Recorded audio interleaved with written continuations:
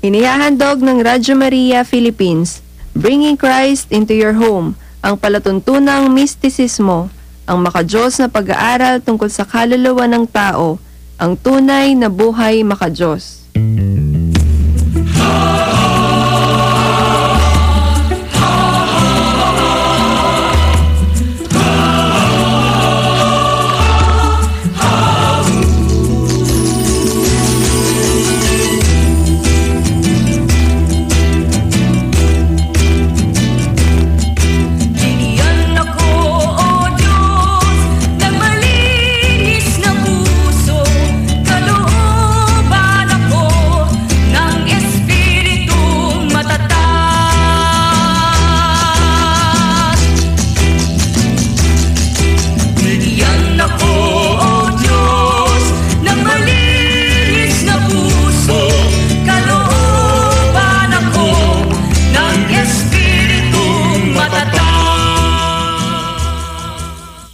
Mapayapang panginig po sa inyong lahat, mga minamahal naming taga-subaybay ng Radyo Maria Philippines, Bring Christ into Your Home, na sumasayang papawid dito sa 99.7 FM Tarlac, 101.5 FM sa Cagayan, at 102.1 FM sa Isabela.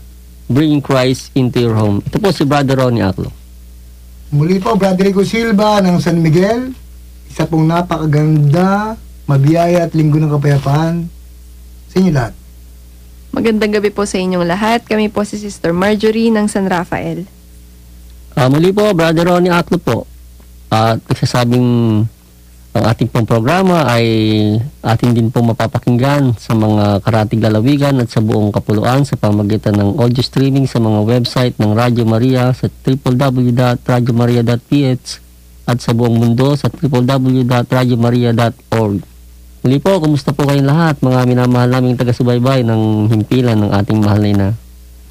Muli po ang pagbati sa inyo ng isang mabiyayang gabi sa inyong lahat. Sa ngalan po ng Radyo Maria Philippines, Bringing Christ into Your Home, muli po namin kayong inaanya na kami po ay inyong samahan sa ating pong pag-aaral at pagtalakay sa hiwaga at karunungan ng mga salita ng Diyos. Dito po sa programang ang mistisismo ng ating pananampalatayang Katoliko, ang tunay na buhay makadiyos. Kaya niyo pong laging napapakinggan tuwing linggo mula ika-9 hanggang ika-10 po ng gabi. Hangat po ng programang ito na makapagdulot po sa inyo ng kahit konting kaalamang espiritual sa inyo pong mga tagapakinig ng Radyo Maria. Ngunit bago po tayo tuluyang dumako sa ating mga paksa, kayo po ay aming inaanyayahan sa pag-aalay ng isang panalangin. Sa ngalan ng Ama, ng Anak, ng Diyos, Espiritu Santo. Amen. O kabanal-banal, Trinidad, Ama, Anak, at Diyos, Espiritu Santo. Kami pong lahat ay mga sumasampalataya, sumasamba, umaasa at nagmamahal sa inyo. Hinihingi po namin ng ganap na kapatawaran ang lahat po namin nagagawang mga pagkakasala, mga pagkakamay at pagkukulang sa pagsunod, pagtupad at pagganap sa inyong banal na kalooban. Hinihingi rin po namin ganap na kapatawaran ang lahat po ng mga taong hindi sumasampalataya, hindi sumasamba, hindi umasa, di nagmamahal sa inyo. Siya nawa. Pray na ng kapayapaan. Ipanalangin po kami. Sa ngalan ng Ama, ng Anak, ng Espiritu Santo. Amen. Nagpabalik po ang tunay na buhay makadiyos o ang mistisismo at kayo patuloy pa rin sumusubaybay at nakikinig sa himpilan ng Radyo Maria Philippines, Bringing Christ into Your Home. Muli po, ang paanyaya sa inyo mga minamahal naming taga-subaybay sa ating pong programa na ating pong muli pong tatahakin sa gabi pong ito. At bago po ang lahat, kumusta na po kayo? Sana po nasa mabuti po kayong kalagayan dyan at kung mayroon mo pong mga dinaramdam, pansamantala po natin munang bitawan at tayo po magdilay sa atin pong tatalakayin sapagkat ito po isang natatangi pong paksa na atin pong napakahalaga po na atin pong malaman at mapag-aralan sa gabing ito na ito po isahango po sa Ebanghelyo ng ating Panginoon kay San Mateo na may kabanata 12, talata 30 hanggang 33 po. Pero bago po natin tahakin po ito, suglapan po natin muna ang ating po nakaraang mga natalakay, nakaraang linggo po ng gabi, ano po, yung mga nakaraang pag-aaral po tungkol sa paksa na ang mga biyaya ng karunungan. Doon nga po, atin pong napagtanto na ang karunungan ang siyang paningin ng ating isipan. Na ito nga po, makakamit lamang natin kung ang ating pong puso ay handa pong tanggapin ang mga kahirapan na atin pong sundin ang mga tagubili ng ating Panginoong Diyos at ng ating Panginoong Hesukristo sa ngalan po ng pagsunod upang tayo po ay makapasok sa kaharian ng langit. At hindi nga po na madaling gawin ang ganun upang tayo po ay makapasok sa kaharian ng langit. Dadaan nga po tayo sa mga kahirapan. At ang kahirapan na yun ang magbibigay sa atin ng pananaw ng ating isipan upang makita po natin, makwenta po natin ang magiging kabuuan ng ating buhay kung sakasakaling magkaroon po tayo ng kamalian sa ating pong desisyon na ating pong ginugugol na sandali dito sa ibabaw ng lupa. Kapagkat sabi nga po doon, yung pong karunungan ay ayaw ng mga nagiging mangmang. At yung pong ating pagbibigay o pagbabaliwala sa buhay na pangkaluluwa ay isa pong kamangmangan. At sinasabi pong ang kamangmangan at kamalian sa ating pananampalataya ang siyang pinakamalaking kapahamakang haharapin po natin pagdating po ng oras. Ano po? So, ito po kami upang muli pong ipaalala sa inyo ang mga bagay-bagay na nauukol sa karunungan. At muli po, sa ngalan po ng karunungan, ito na naman po ang ating paksa na ating bubuksan, na tatanawin po ng ating isipan, ano po, upang makita po natin ang mga kahalagahan nito na dapat nating matanggap. Ating pong babasahin ang ating paksa na may pinamagatang ang pagkakasala sa Espiritu Santo. Sumayin niyo po ang kapayapaan. Sumayin niyo rin. Ang banal na pagbasa sang-ayon sa banal na ebanghelyo ng ating Panginoong Hesukristo, sang-ayon kay San Mateo na may kabanata 12, talata 30 hanggang 32. Linisin niyo po, Panginoon, ang aming mga isip, ang aming mga labit dila, ang aming mga puso at kalooban, sampu ng aming katawan, lupa at kaluluwa, upang kami po ay maging karapat-dapat makinabang sa pag-aaral ng inyong mga banal na salita. Walhati po sa inyo, Panginoon. Ang hindi pumapanig sa akin ay laban sa akin. Ang hindi nakikipagkaisa sa akin ay kakalat. Kaya't sinasabi ko sa inyo na ang lahat ng kasalanan at paglait sa Diyos ay patatawad sa mga tao. Ngunit ang paglait sa Espiritu ay hindi ipatatawad. Gayon din ang sinumang magsalita laban sa anak ng tao ay patatawarin. Ngunit ang magsalita laban sa Espiritu Santo ay hindi patatawarin maging sa buong buhay na ito o sa darating. Ito po, mga kapatid, ang mga banal na ebanghelyo ng ating Panginoong Hesukristo. Purihin po kayo, Kristo, naway sa bisa at kapangyarihan ng mga banal na salita ng Diyos ay maugasan ang aming mga pagkakasala, pagkakamali at pagkukulang upang ito po ay maging daan sa aming kaligtasan patungo sa buhay na walang hanggan, siya nawa. Sa ngalan ng Ama, ng Anak, ng Diyos, Espiritu Santo. Amen. Maraming salamat po, Sister Marjorie, sa pagbabasa po ng ating ebanghelyo. At ngayon po ay dumako na po tayo, mga ginigilo naming taga-subaybay sa ating pong paksa. Kahindik-hindik po ang ating pong tatalakayin na ito. Sabing ganon, magkasala sa Ama, sa Anak, patatawarin. Pero ang magkasala sa Espiritu Santo ay hindi patatawarin. At ang may sabi po niyan, sino? Jesus. Ang ating Panginoong Jesus. Hindi po kung sino-sino ang may sabi. So dito po, mabibigyan po natin ng diin. At ating nga po mabibigyan ngayon ng kalalagayan yung isang persona ng Diyos na to po, ng ating pananampalataya. Kung kaya nga tayong mga Katoliko bininyagan 3 persona. Hindi sinasabi po ng ibang mga hindi nating kasama sa pananampalatayang Katoliko, Kristiyano Katoliko, na sa pangalan lamang ni Jesus. Yun daw ang binyag na dapat tanggapin lang, yung pangalan lang ni Jesus.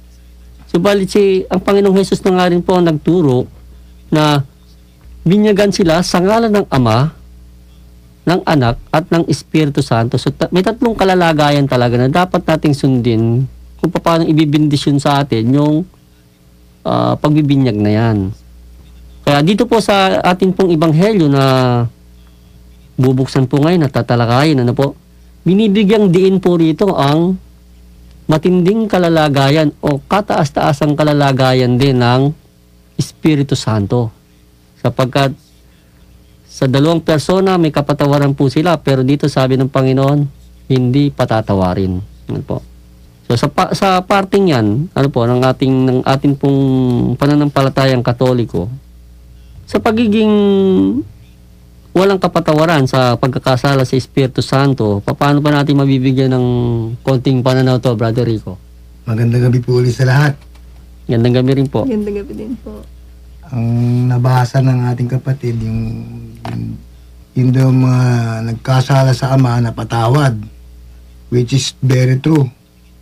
Sa ngalan ng mga propeta na nagtiyaga, kinasangkapan ng Ama, may mga napatawad.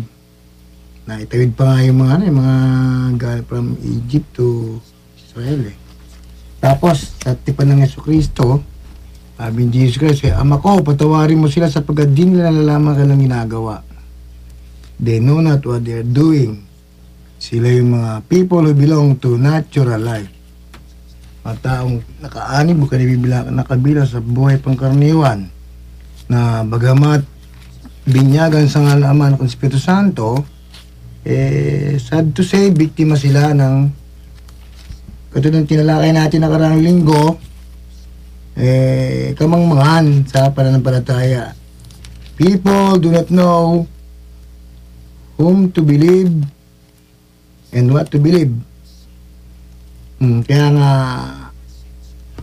absuelto pa rin sila kasi ang Jesus Christ, siya yung pag-ibig ng Diyos na isinugo nga para dahil sa mahal na mahal ng Diyos ang tao. Yan, siya yung pinaka-center point, bottom line ng tipan ng Diyos sa tao, si Jesus Christ being the love of God. Napatawad, no? Ultimo nga si Judas Iscariote, nauna pa nga namatay literally lang, sa daga sa impyerno, kasama siya si Jesus Christ, nauna pa nga iniligtas siya si Jesus Christ, si Iscariote ni Jesus Christ.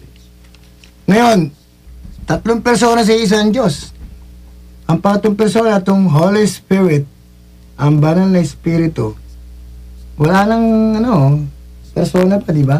Tatlo yan, buo na yan, triangle bakit ka agad deklarado na walang kapatawaran yung magkakasala sa Holy Spirit? Sino ba yung Holy Spirit na yan? Sino ba yung banal na Espiritu na yan? Ang sagisag niya, kalapati. No? So dati naman sa triangle, sa kursilyo, sa study about God within the triangle, ang sagisag niya, ilaw ng tahanan. Amen? Kandila. Ngayon, nung 7 palabras, 7 last words ng Panginoong Jesucristo, meron siyang isang palabra sinabi niya, babae, ayan ang iyong anak. At sa kanyang matapat alagad na natili sa kanyang paanan, ay sinabi niya, anak, ayan ang iyong ina. No?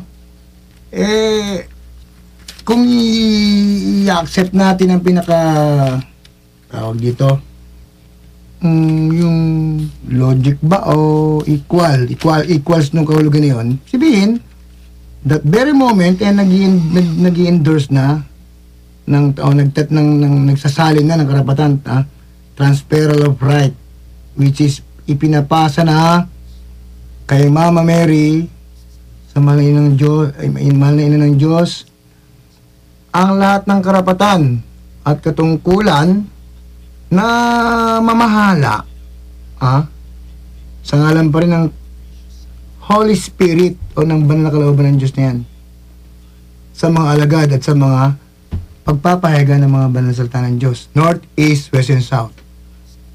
Ibig sabihin, yung ina na hanggang sa kasalukuyan na siyang mediatrix kung matatawag, kung ang Jesus Christ si mediator between heaven and earth, si Mama Mary nagsimula nung panahon ng mga apostol na, nung pagkakat ng Jesus Christ sa langit, bilang mediatrix. tagapamagitan. Kaya obviously kung ito hindi pa papansinin ng tao, kaya babaliwalain pa. Saan nga pupunta ang tao? Kasi wala na kasunpantipan Ang karugtong ito, final and general judgment na kaya si Mama Mary, kung mapapansin natin, bilang onenessity o kaisa ng Diyos Espiritu Santo, sila yung magkaisa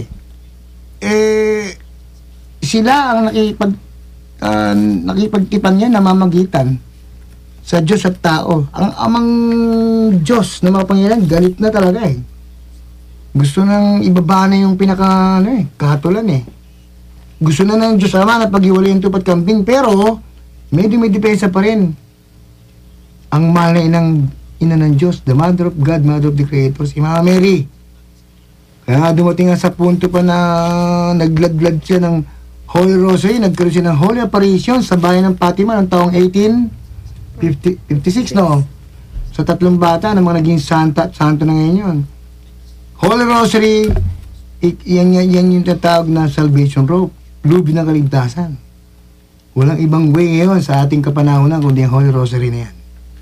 Because piety or prayers is the only chain to communicate with God. At si Mama Mary ang pinaka-backup natin sa pag-communicate sa Diyos.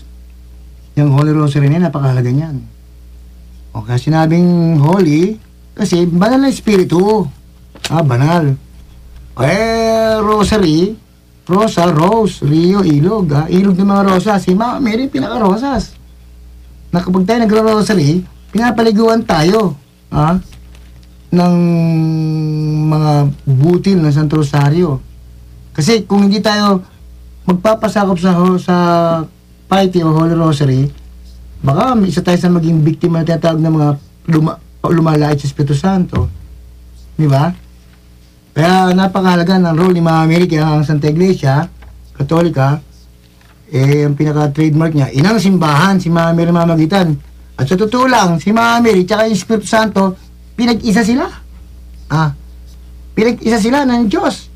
Sabi yung pinagsama ng Diyos, magpag-iwalay ng tao. Kaya si Mama Mary tsaka yung Holy Spirit, sila yan na nakipagtipan ngayon. Hanggang sa tinatawag na everlasting covenant na.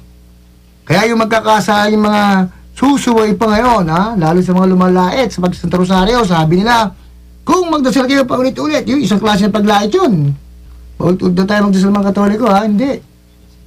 Yan yung mga kaparaan ng itinuro, mga mystical proceedings o format para tayo makapaglakbay sa daan ng Kristyanismo.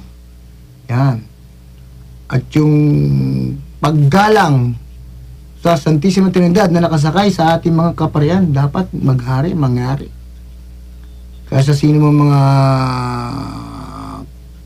hindi umaayon sa mga gawain ng mga kaparian natin, isang paglait na sa Espiritu Santo yun. After all, judge not, so that not to be judged, no? Pero moment of truth, yung mga sample ng paglait sa Espiritu Santo. Kasi kung meron mga sinasakyan ng Holy Spirit niyo, kung meron siyang sinasakupang yan, itong inang simbahan Holy Catholic Apostolic Church. Kaya no way out, kinakailangan talagang igalang, sundin ng tao kung ano ang meron dito sa Holy Catholic Church na to. Nagsisimula sa tinatawag na holiness na nag-uugat naman sa 7 sacraments or sanctifying grace. So yun po yung tinatalakay po natin, na binanggit ng ating kapatid doon sa pahapyaw niyang sinabi ng kung paano sinasabi ng banal na kasulatan na ang magkasala sa Ama, sa Anak may kapatawaran, subalit sa Espiritu Santo ay hindi patatawarin. Bago po natin palalimin pa ng gusto, ingat po natin ng konting pangkaragdagan si Sister Marjorie tungkol sa ating pong paksa. Kaya naman, Sister. Sabi po sa Ebanghelyo, di ba? Ang hindi panig sa akin, laban sa akin. Yung title mo na pala, ang pagkakasala sa Espiritu Santo. So, yung unang bahagi po ng Ebanghelyo, pinapahayag nga po dito yung mga hindi panig kay Jesus at sa inang simbahan laban sa kanya, at yung hindi nakikipagkaisa sa akin kakalat. So yung mga, sino ba yung mga yon? Sinabi nga dun sa nakaraang pagtatalakay po natin, ang mangmang ay hindi makapananatili sa kanya. So in terms po yun ng pag-aaral, no, karunungan. Sino nga naman ang makagagawa ng kalooban ng Diyos kung hindi niya alam kung ano yung gustong ipagawa sa kanya ng Diyos? Di po ba? So yung Espiritu Santo sa triangulo po, yun po yung ating kalooban. Yung kaluluwa nga po natin, yung una po yung isip, yung pangalawa po yung puso, yung pangatlo yung kalooban po natin. At dun sa pag-aaral nga po natin yun nananaog po yung karunungan sa atin, nalalaman po natin kung ano yung tama at mali, lalong higit sa lahat po yung katotohanan po natin sa sarili. At sa mga karunungan na yun, makakagawa po tayo ng positibong kalooban, kung ano po yung kalooban po ng Diyos. At nabasa ko nga po sa Aklat ng Buhay Makadiyos, sabi nga, ang sino mang may loobin sa Diyos ay dapat na magtakwil ng sariling kalooban, no? At sariling kalooban lamang ng Diyos ang kailangan sundin. So, yun po muna yung pananaw namin, Brad. At sa ating pong pagpapalalim sa ating pinatalakay na paksa, ano po, na masyado pong napakalalim, ano po, sapagkat ito po, masasabi po natin na kung gayon, wala na bang kapatawaran? Ayan. Di marami po yung mahahatulan. Ano po? Tatalakayin po natin yan. Bigyan mo po muna natin ang paalala ng ating himpilan.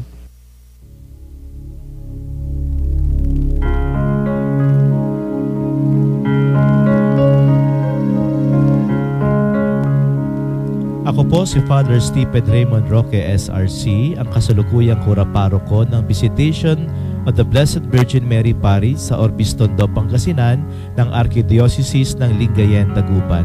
Ako po ay nag-aanyaya sa bawat isa na patuloy po tayo makinig sa Radyo Maria at tumulong sa pagpapalaganap ng salita ng Diyos sa pamamagitan ng apostolado sa pamamagitan ng radyo. Malaki po ang may tutulong sa atin ito, lalo na sa pagpapayabong at pagpapalalim ng ating pananampalataya. Muli po ang aking paanyaya sa inyong patuloy na pakikinig at pagsuporta sa gawain ng Radyo Maria Philippines.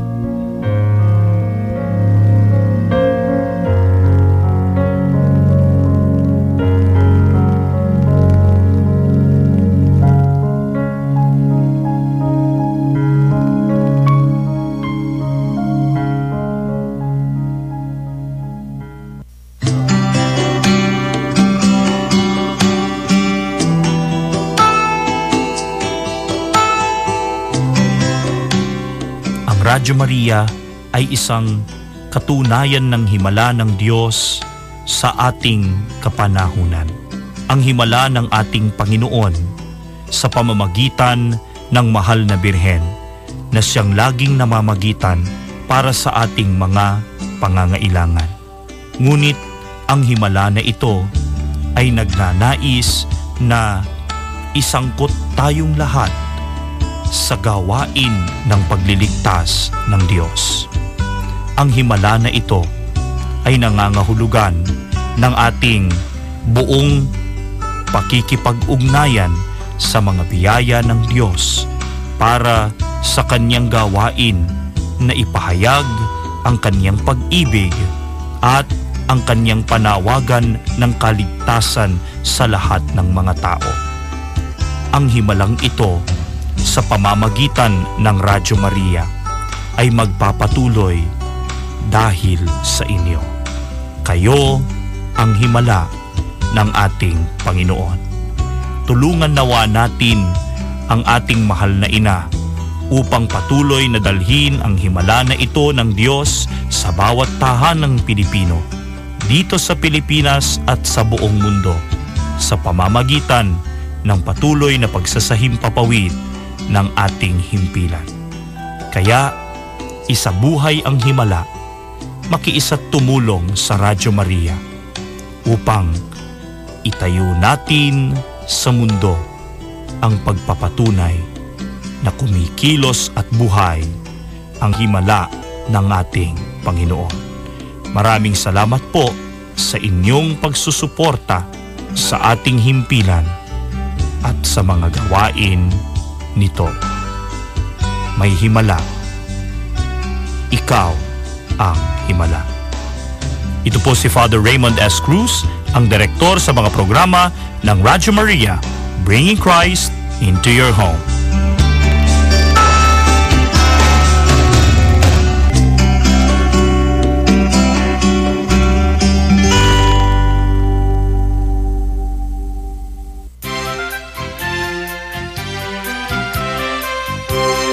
Radyo Maria, bringing Christ into your home.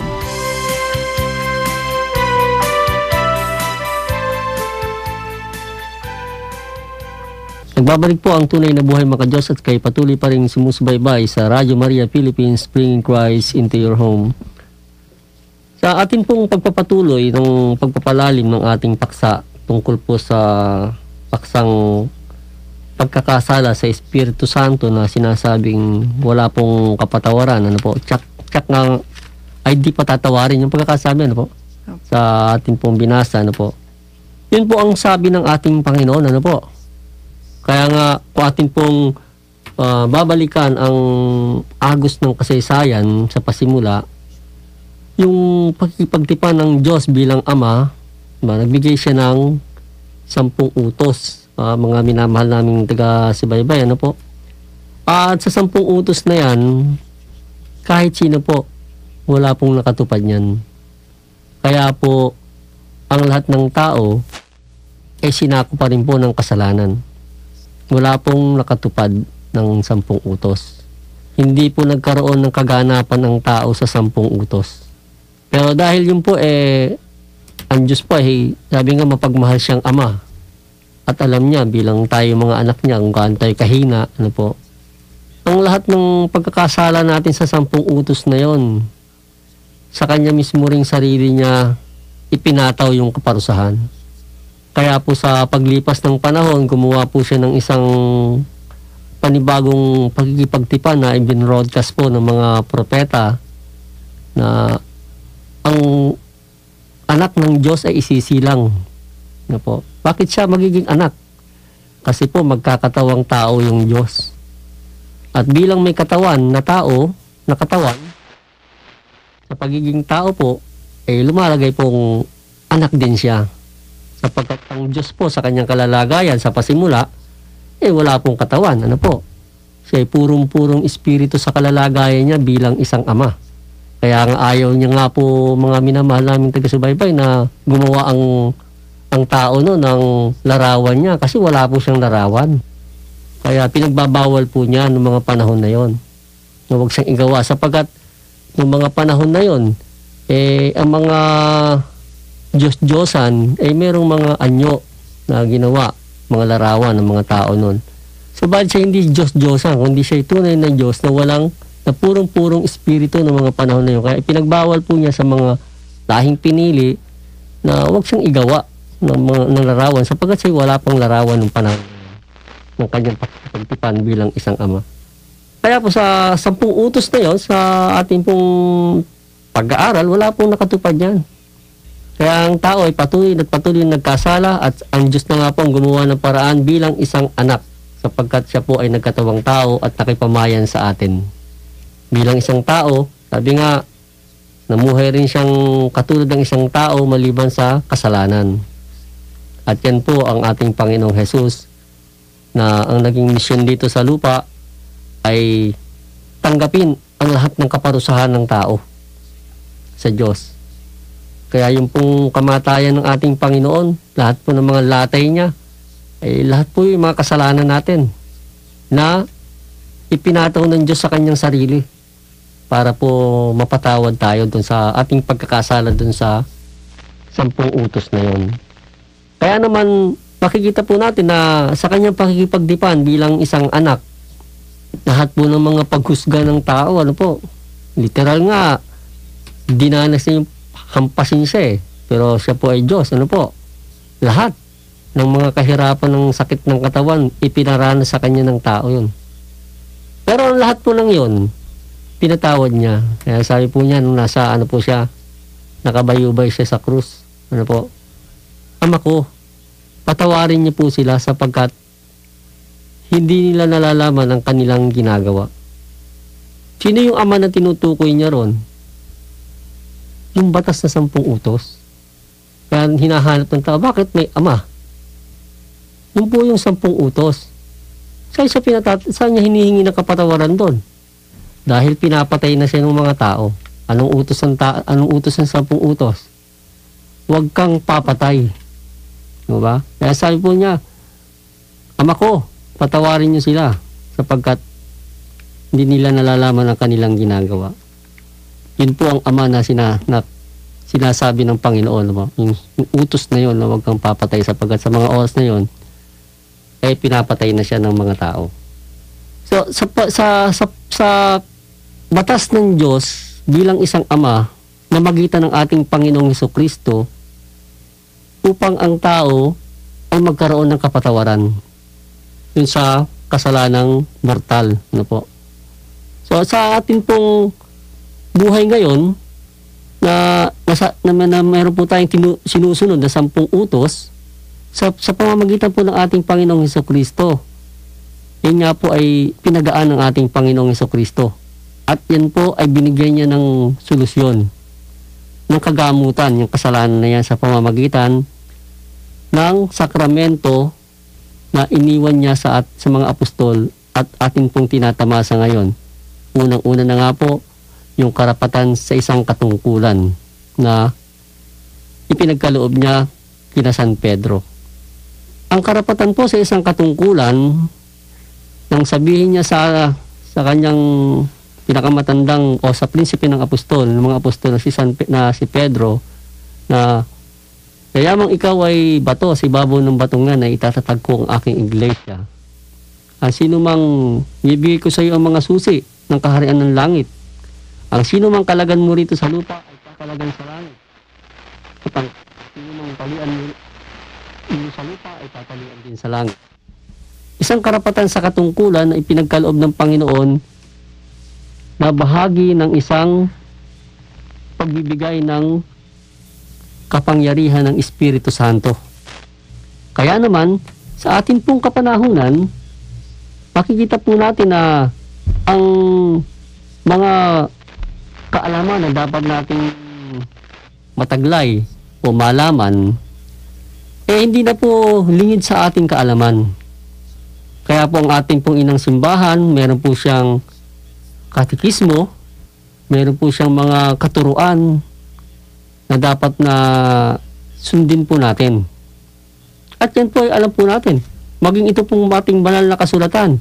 Ito po ay isang buhay na larawan o sagisag ng pakikipag-ugnayan ng Espiritu Santo sa tao. Ano po yung Espiritu Santo na yan? Yan po yung kalooban ng Diyos. Yan po yung kagustuhan ng Diyos. Sabi nga, hindi na po nakikita ang Espiritu Santo. Yan po yung nasa mga bagay na banal. Katulad po ng banal na kasulatan. Dito po, mababasa po natin, maituturo po sa atin, malalaman po natin kung ano mga dapat nating gawin. Kaya ano sabi po, ang magkasala sa Espiritu Santo ay di patatawarin. Bakit po? Kasi alam mo na eh. Alam mo na. Pero ginagawa pa. Sino pa higit na hahampasin? Ay di yung nakakaalam o yung hindi? Hindi po ba yung mga nakakaalam kasi alam na nila, ginagawa pa nila. Sa madalit sabi po, sa atin pong kapanahon na ito na nakatayo na po ang pananampalatayang itinatag ng ating Panginoong Hesukristo, na andyan na po lahat ng mga biyaya na dapat nating tamasahin. Nandiyan na po lahat ng mga kaalaman na dapat nating malaman. Subalit tayo po nagbabaliwala pa rin sa ating buhay sa mga biyayang yan. Yun po ang sinasabi ng Panginoon na hindi magkakaroon ng kapatawaran. Pero sabi nga po, totoo bang tuluyan na tayong iniwan ng pagpapatawad ng Diyos sa ganung klaseng sitwasyon? Ano po? Kasi maraming magtatanong po tayo, ano po, mga minamahal naming taga-subaybay, ano po? At maging sa ating mga kapatid dito, ano po, mga kapatid? Tuluyan na ba tayong iniwan ng pagpapatawad ng Diyos dahil sa, ano bang sabi ng ating kapatid na kanina? Panahon ng Espiritu Santo na ngayon, ano po? Hindi na po ngayon panahon ng anak, ano po? Panahon na ng Espiritu Santo. So, ito yung tinutukoy ng Panginoon na ang magkasala sa Kanya, sa Espiritu Santo sa panahong ito, hindi magkakaroon ng kapatawaran. Na napakabigat naman po yata nun, ano po? Na tayo hindi magkakamit ng kapatawaran dahil sa ikatlong tipan na yan ng Panginoon sa atin. Ang tanong, hindi na nga ba tayo magkakaroon ng kapatawaran? Kung atin po kasing titingnan, mga minamahal naming taga-subaybay, ano po, dito po sa atin pong kapanahunan, ano po, bilang mga Kristiyano Katoliko, na mayroon pong binyag sa ngalan ng Ama at ng Espiritu Santo, makikita nga po natin na itong ating kapanahunan na sinasabing tipan ng Espiritu Santo, marami rin, nandito pa rin po, hindi naman po nawawala ang mga kautusan. Sabi nga ng ating Panginoon noon, hindi ako naparito upang pawalang bisa ang batas, hindi upang ito'y tuparin. So, ayan pong mga kautusan, nababasa po natin yan, kahit hanggang ngayon po sa ating inang simbahan, ano po, nababasa po natin yan na nandiyan po yung 10 utos. Hindi na ba umiiral yan? Baliwala, hindi po. Kasama po yan sa tipan ng Espiritu Santo na ating pong dapat sundin sa panahon ngayon. 10 utos po yan, ano po? Malinaw na malinaw po yan. Huwag kang sasamba sa mga Diyos-Diyosan, ano po? Huwag kang papatay, huwag kang magnanakaw, huwag kang mangangalunya, huwag kang makikiapid. Yan pong lahat ng yan ay naka-imbak po yan lahat sa sinapupunan ng ating inang simbahan. Kung paanong dapat natuparin ng isang tao ang mga kautusan ng Diyos upang maiwas siya sa mga kasalanan yan na sa panahon natin ngayon nagiging pagkakasala na sa Espiritu Santo sapagkat yan po ay buhay na nating at lagi-lagi na po nating nga po nakikita at nababasa yan. Hindi na po yan katulad noong unang panahon na hindi pa masyadong maintindihan ng mga tao ang mga sinasabi na yan ng Diyos. Ngayon po napakalinaw na. Well, lumagay po tayo sa kalalagayang hindi nga patatawarin sa panahon na ito. Kasi sinasabi nga po, walang kapatawaran ang panahon ng Espiritu Santo. Hindi po natin mapapasubalian yan sapagkat yan po ay pananalita ng ating Panginoong Jesucristo. Subalit, sabi nga po, may awa ang Diyos. Hindi po tayo kailanman tinatalikuran ng Diyos o hinahayaang mapahamak. Mga ginigiliw naming mga taga-subaybay, ano po. Ito pong atin pong pinaksa, maaari pong bihira niyo po marinig yung talatang ito, ano po, ng ating pong banal na ebanghelyo na binigkas ng ating Panginoon, ano po. So, bali ito siguro po ang tamang sandali upang higit po natin maunawaan kung ano po sitwasyon natin sa panahon natin ngayon bilang isang mananampalataya sa ating inang simbahan. Ito po isang realidad na maaari pong kung kayo mo po nandyan ngayon na tsempohan niyo pong napapakinggan ito, napakalaking bagay po na maintindihan po natin ito. Wala na nga bang kapatawaran tayo sa panahon ngayon sapagkat inaamin naman po natin sa ating sarili na napakahirap tuparin ng mga kautusan, mga batas. Napakahirap sundin o iwasan ang mga pinagbabawal sa batas. Ano po? Diba tayo po ay umasa na meron pong pag-asa na yan. Sabi nga po dapat na huwag mawala po sa ating mga isipan sapagkat sabi po yung pong Ama ay sagisag ng pag-asa.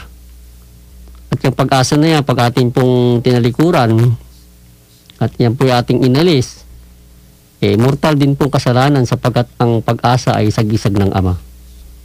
So, lumagay po tayo sa isang berding pag-asa, ano po. Isang pag-asa na tayo ay hindi kailanman tinatalikuran ng Diyos o ginugusto ng Diyos na mapahamak. Kaya po, katulad ng binanggit po ng ating kapatid kanina, ano po, Kung paano pong sa Ama, wala pong sabi nga, nagkakaroon ng kabanalan dahil sa batas na yon. Wala pong nakasunod nun. Lahat po hindi nagkaroon ng kaganapan doon. Namagitan po ang ating Panginoong Jesucristo, ano po, para ang tao ihingi ng kapatawaran sa kanilang kasalanan na yon. Lalo't higit sa Kanya, ano po. Ganon din naman sa panahon ng Espiritu Santo. Meron din pong namamagitan sa atin upang sa pagkakasala po natin na yan, huwag po tayong tamaan ng hagupit ng kaparusahan. Kapag katulad nga po ng ating Panginoong Jesucristo, sinasabi niya sa kanyang pagkabayubay sa krus na patawarin mo sila sapagkat hindi nila nalalaman ang kanilang ginagawa. At gayon din po, maalala nga po natin, binanggit ng ating isang kapatid, ano po, bago malagutan ng hininga ang ating Panginoong Jesucristo, binanggit po siya na mga pananalita, ano po, hinggil po sa katayuan po ng kanyang ina, ng ating ina, ni Mama Mary, at ng kanyang tapat na alagad. Ang sabi, babae, haya ng iyong anak. Anak, haya ng iyong ina. Isa pong mystical na pananalita, ano po. Sinabi pong mystical, napakahiwaga po upang maintindihan po natin. Sabi nga po, kung tayo po ay hindi kinakasihan ng Espiritu Santo at wala po tayo sa biyaya ng Diyos, kailanman hindi po natin maunawaan ang pakahulugan ng mga ganong pananalita ng ating Panginoon. Subalit sa tulong po ng mga biyaya nagpapabanal ng sakramento ng ating inang simbahan, sapagkat sabi nga niya, ang simbahang itinatag niya sa pamamagitan ni Pedro ay kanyang sasamahan hanggang sa wakas ng panahon. Ito po at pinaunawa po sa atin, mga minamahal naming taga-subaybay, na kung wala mong kapatawaran si Espiritu Santo, meron pong isang namamagitan dyan upang tayo magkamit na kapatawaran. At yan po ang ating mahal na ina. Ang lumalarawang inang simbahan sa ating kapanahonan. Kaya po ang ating mahal na ina, sa kasaysayan po at mga dogma ng ating inang simbahan, makikita po ang aperasyon ng ating mahal na ina, mga kasaysayan niya ng pagpapakita sa iba't ibang mga tao na kinasihan niya ng kanyang kalooban na kanyang pagpahayagan ng lahat ng mga hiwaga na dapat gawin ng tao upang magkamit ng kapatawaran. Unang-una na nga po yan, pinakamalapit po, yung pong pagpapakita niya sa 3 bata sa Fatima, sa Portugal, year 1917. Magmula po nung May 13, ano po, nangako siya sa mga bata na bawat 13 buwan ay magtuturo siya sa kanila ng rosaryo, ng dasal na rosaryo. At ito po yung nagtapos sa buwan ng Oktobre na meron din pong pitsang 13, October 13. Kung atin po maalala, kalilipas lang po ng buwan na yan. Noong po October 13 na yon, ipinakita ni Mama Mary kung paano ang pangako niya na magpapakita siya ng isang himala at doon po sa bayan na yun ng Fatima, sumayaw po yung araw. At marami po nakasaksi, mananampalataya, pagano, nakita nila ang malaking kadakilaan na yon, himala na yon, na ipinakita ng mahal na ina. At ang mga saksi pong yan, na 3 bata, yung pong naunaan pa, yung 2 bata, maaga pong kinuha ni Mama Mary yun. Mga bata pa po silang binawian ng buhay, si Francisco at si Jacinta. At ang pinakahuli po nito, ating pong babaybay ng kasaysayan, ano po, ang pinakahuli pong namatay, naging madre po siya, si Lucia. Namatay po siya 2005 lang. At marami pa po.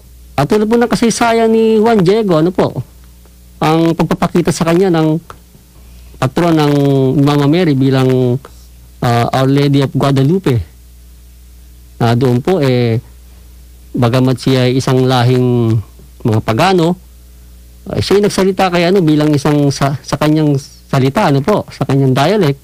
At doon, naintindihan po ni Juan Diego at magmula po noon, naitatag yung titulo na yan ng mahal na ina at magpahanggang sa ngayon, di po ba, sa bansa ni Juan Diego na itayo yung simbahan. Kaya kung inyo pong tutuklasin, inaanyayan po namin kayong bumili ng pamphlet nung Our Lady of Guadalupe, masyado pong inspiring po yung kwento na yon. Sapagkat doon po ay malinaw na malinaw, obispo po ang nakakita ng himalang ipinakita ni Mama Mary kay Juan Diego. Kaya po nakumbinsi po yung obispo na magpatayo mismo ng simbahan doon sa sinasabi ni Mama Mary doon sa lugar na yon, na dapat itayo yung kanyang simbahan. Yun po yung kahilingan niya. Kaya po, ito po ang aming pong pagbibigay po ng pag-asa sa ating po mga mananampalataya. Na bagamat tayo po nasasabi nga pong halos wala na pong matatanggap na kapatawaran dahil po sa katigasan po ng ating mga ulo, ng ating loob, subalit sabi nga po ang awa ng Diyos ay umagos sa kadakilaan po ng ating mahal na ina, si Mama Mary po. Kaya po ito pong Radyo Maria, ang isang buhay na patotoo kung bakit po may Radyo Maria at bakit si Mama Mary binabandila, sapagkat siya po ang tagapamagitan ng tao ngayon sa Espiritu Santo. Magpasalamat po tayo sa mahal na ina, sapagkat kung wala po siya, wala na po tayong pupuntahan.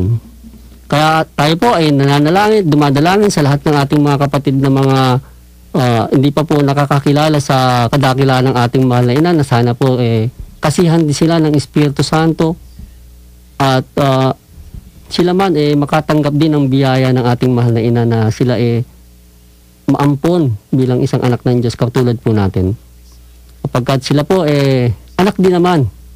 Lahat po ng hindi kumikilala sa ating mahal na ina na Kristiyano at di Kristiyano, sila ay mga anak din naman ni Mama Mary yan. Kaya kayo po, mga minamahal namin mga kapatid sa pananampalataya, Katoliko man o hindi po Katoliko, halina po kayo at atin pong tahakin ang pagiging isang Kristiyano na kasama po ang ina ng ating sinasampalatayanan na si Hesus Kristo. Ang nanay ni Jesus, nanay po nating lahat yan.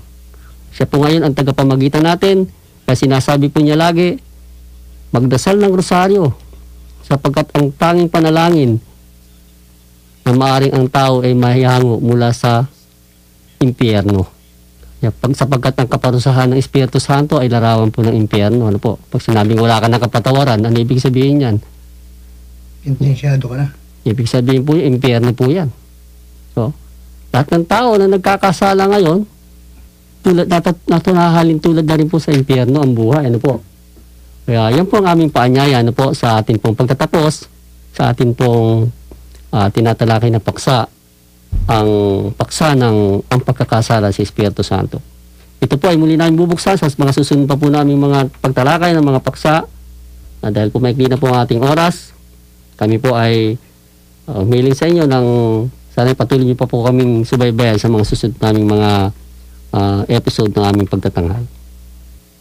Pinapasalamatan po namin lahat ng sumusubaybay po sa programang Mistisismo at sa iba pa pong programa ng Radyo Maria. Gayun din naman ay amin pong pinapahayag ang aming Facebook page po sa Facebook na pinamagatang Mistisismo, at doon po natin mapapakinggan lahat po ng talakayan namin tuwing linggo kung gusto niyo po mag-recap. Mistisismo po sa Facebook po. Maraming salamat po sa mga tumutulong din po sa atin po rito sa programa po ng mga programa po ng Radyo Maria Philippines, po sa mga nagbibigay po ng financial na tulong, mga spiritual na tulong, at sa amin po naman sa pamunuan po ng Radyo Maria Philippines, maraming salamat po, at kami po ay patuloy pa rin pong nakapagpasasagawa po ng aming gawain sa paglilingkod ng pagpapahayag ng banal na salita ng Diyos. Ngayon din po sa technical staff ng Radyo Maria, maraming salamat po sa paggabay sa amin, sa aming pong lagi pong pagtalakay ng aming mga programa. Maraming pong salamat. Ngayon po, kami po ay pansamantalang nagpapaalam sa inyo hanggang sa muli po. Sa ngalan po ng Radyo Maria Philippines, Bringing Christ into Your Home, kami po ay nagpapasalamat at nagpapaalam sa inyong lahat. Sumayin po lahat ang kapayapaan. At sumayin niyo rin.